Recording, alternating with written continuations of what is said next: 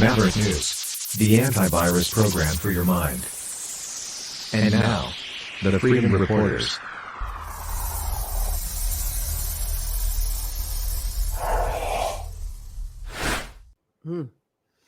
There are four things. This is my closing argument for what it's worth. I'm not going to lie. I'm a Kennedy partisan. Going to be real clear about that. I'm not pretending to be objective here. I like Trump too, but I like Kennedy more. And I think he's the best hope for our country.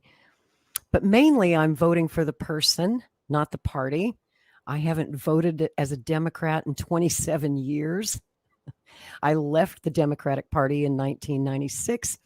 I've been a libertarian ever since, and I can't stand what the Democratic Party has become.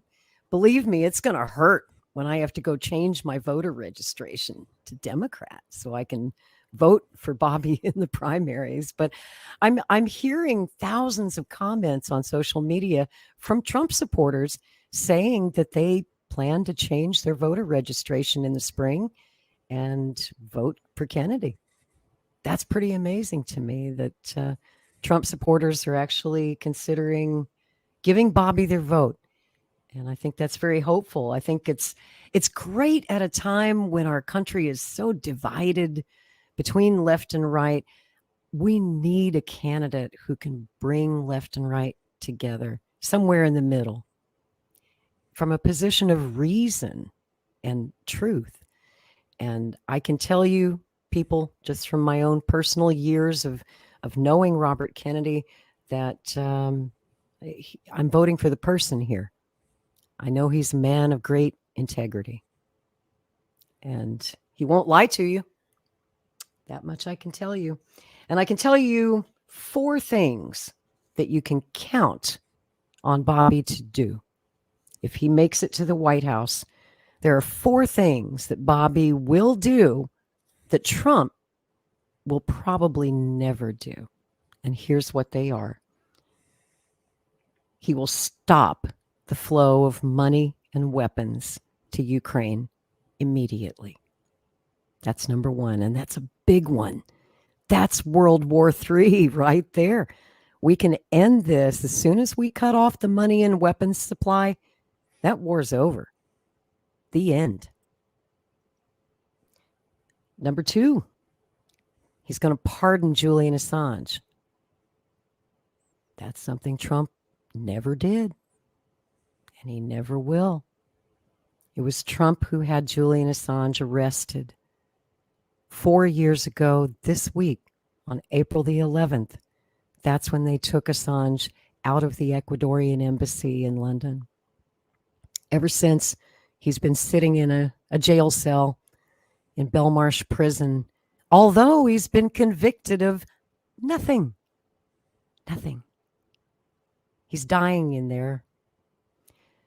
Bobby Kennedy had Julian's father on his podcast a couple of weeks back. John Shipton is Julian's dad. They had a wonderful conversation. I hope you listen.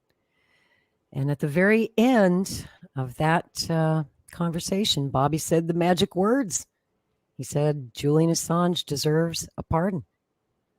So if he makes it to the White House, and if Julian lives that long, and I hope he does, that's almost 2 years away. That's a long time for Julian Assange. But if he can hang in there, and if we can get Bobby elected, he will pardon Julian Assange. The third thing that Bobby will do, that Trump had numerous opportunities to do but didn't, is release the JFK files. You know, those files that under the JFK Records Act were supposed to be released in 2017 on Trump's watch. Trump said he was going to release all the files, everything, declassify everything. And then he got a last-minute visit from the FBI and the CIA, who pressured him to continue to keep those documents secret. And so Trump kicked the can down the road, had another opportunity to declassify and release them in 2018, I think it was. Didn't do it. Kicked the can to Biden. Biden has had 2 opportunities now. He hasn't done it. He's not going to do it. Both of them caved to the deep state. They're weak. I'm sorry to say that. And I understand that it's difficult to stand up to the CIA. All right? I get that. We all remember what happened to President Kennedy when he said that he wanted to break the CIA into 1,000 pieces and scatter it to the 4 winds. He said that in 1961 after the Bay of Pigs disaster. But the CIA got him first. If there is any proof in the remaining files, we need them. We need it. It's been 60 years. It's going to be 60 years this November. What could they possibly still have that needs to be classified? There's just no legitimate reason for those documents to remain classified. So Bobby will do it. I guarantee you. Number 4, he will prosecute Anthony Fauci. He will prosecute Bill Gates. He will prosecute their cronies. That's something Trump will never do. I don't think he will. He had his chance to do that. He didn't even fire him. He never held them accountable. Bobby Kennedy will hold them accountable. And if you don't believe me, read Bobby's book, The Real Anthony Fauci. Watch the movie, The Real Anthony Fauci. He lays out the case for the prosecution. This guy's a lawyer and a damn good one. He knows how to win. And Bobby's a winner, as they say in Boston. He's a winner. I think he's gonna shake things up. So I hope you'll consider giving Bobby Kennedy your vote. I hope you will vote in our poll and pass it on. And get ready for an exciting race, ladies and gentlemen. Things just got real interesting, didn't they? They certainly did. Yeah. They certainly did. Very exciting, Rick. Yeah. Well, he has to overcome Joe Biden first. So, well, you know, from the looks of that poll, I don't think that'll be too hard. The Democratic Party machine is what he has to worry about. That's right.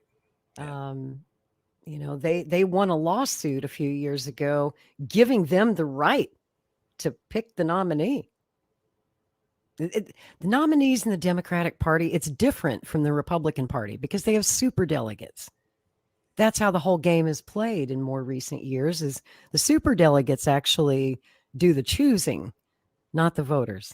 And we saw what happened with Bernie Sanders in 2016. Again, in 2020, we saw what they did to Tulsi Gabbard in the 2020 race, right? That's right. It's harder to do a hostile takeover in the Democratic Party, like Trump did with the GOP back in 2016.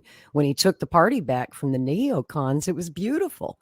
Yeah. Bobby proposes to do that in the Democratic Party, but I don't know. It's going to be damn hard to pull that one off. You know, back in the old days, before the 1960 campaign, when President Kennedy ran, back then, you know, the nominees were chosen by party insiders in smoke-filled back rooms. The power brokers chose the nominees. 1960, that campaign was a pivotal year because that was the year that Jack Kennedy went out and ran in all these primaries. Now, prior to 1960, primaries really weren't that important. Most candidates didn't even bother to campaign in the primary states because they knew that the nominee was going to be chosen in those smoke-filled back rooms. Kennedy changed that. He took it to the people. And he came to the 1960 convention in Los Angeles with so many delegates, with so many wins in the primaries, that even though the party apparatus didn't want Kennedy, they had to take him. He was clearly the choice of the people. But we're going back now to the way that it used to be, where long before the party convention, the nominee's already chosen. It's a done deal. There's no surprises at party conventions anymore, at the Democratic Party convention. We already knew who the nominee was going to be in the last several election cycles. There's no floor fight. There's, hardly ever a second ballot. Everybody knows what's going to happen. I hope that this time Kennedy will have some success, taking his vote to the people, winning those all-important primaries. The only way he can get this nomination, folks, is if he has enough votes in the primaries that he can come rolling into the convention with so many votes, just like his Uncle Jack did in 1960, that they cannot deny him the nomination. So if you like Kennedy, even if you plan to vote for Trump in the general, I might encourage you to consider changing your voter registration to Democrat just for the primaries and help him out in the primaries so that he can win the nomination. And then if you want to vote for Trump in the general, change it back. You can do both. You can help out two good guys. You can help them both. Yeah. And even if he loses, his issues will get more attention. Yes. That's what we've done here tonight, too. That's right. That's right. And I just wanted to give Bobby some fair coverage, because some positive coverage, because he's been so savaged by the mainstream media this week. Well, he's such a menace. He's a menace. He's a loon. He's a crazy person. His own family hates him. Whatever. Whatever. The Kennedys are a political family, okay? They disagree. They debate. They've got, for crying out loud, how many Kennedys are there? There's hundreds of Kennedys. Can you imagine what their family reunions are like? I mean, imagine the debates around the dinner table. And yes, most of Bobby's siblings are what you'd call good Democrats, and they endorse whatever the Democratic Party endorses.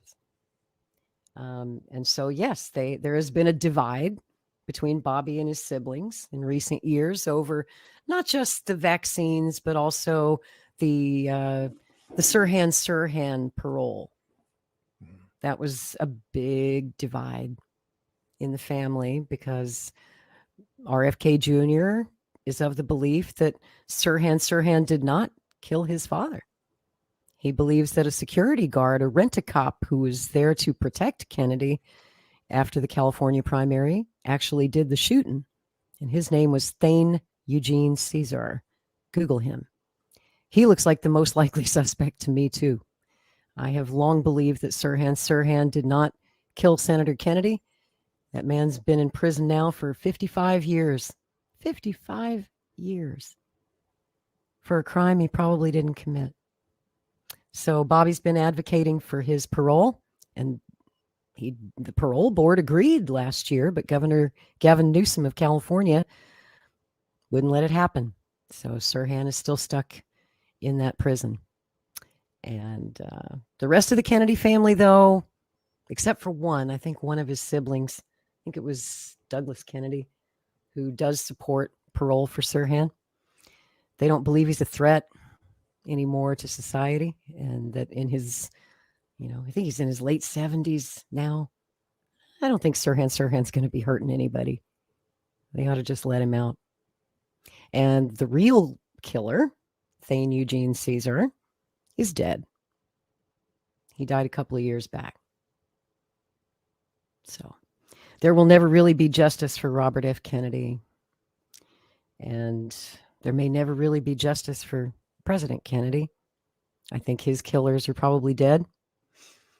The real killers, not Lee Harvey Oswald. Yeah. Yeah. But maybe, just maybe, we can get some semblance of justice in those two cases. If Robert F. Kennedy Jr. becomes president of the United States, he will at least do his damnedest to declassify every last document, every last file, so that at least the American people can can figure it out for themselves with the primary documents that they own. These are our documents. We created those documents with our tax money. We should have them. So, Well, that gets us to 9:32 p.m. oh, we ran over time. Yeah, that's I knew okay. this would take a while. We had a lot to cover, but Yeah, man, no, it's been great. And, so great. We do that from time to time. Man, when you and I start talking, hours go by. And it's always so interesting, Rick. I think some of our best conversations are the ones that aren't on the air. Yeah, I should end the broadcast and not tell you, and then people would get the most entertaining stuff. That's And right. Yeah, and if Monique thinks I make funny facial expressions when I'm on, you should see me when I'm off. Folks, he's a total clown off the air. Sometimes he's a clown on the air, too. But that's why we love you, Rick Walker. That's why I love you. Opinions vary, especially these days. Oh, don't they, though? Yes. Nah, But, the Maverick family yeah. loves you, sir. Yeah. Well, we're fortunate to have all of you guys, the whole Maverick family here again tonight, and extremely grateful to you, Lori, for putting in all this work and sharing all this information with us about Bobby Kennedy. For a change, I get to report some good news. Yeah. I usually come on with bad news. We're talking about nuclear war, and we're talking about the escalation of tensions all over the world, and we're talking about the wrecked American economy and the Canadian economy, and everything's just so bad. So, boy, does it feel nice to come in and give you some good news. I suppose so. Although I will wrap up with this. World War III. Am I laughing? That's it. I don't know what it means. I need to stop Just laughing. World War III. World War III. World War III. That's the headline, folks. We opened with it. We'll close with it. Just World War III. Just World War III. You figure it out. It's very cryptic. Very strange. Thanks, everybody. Catch you all tomorrow, 6 p.m. Eastern Standard Time. On the flip side. Good night, everybody.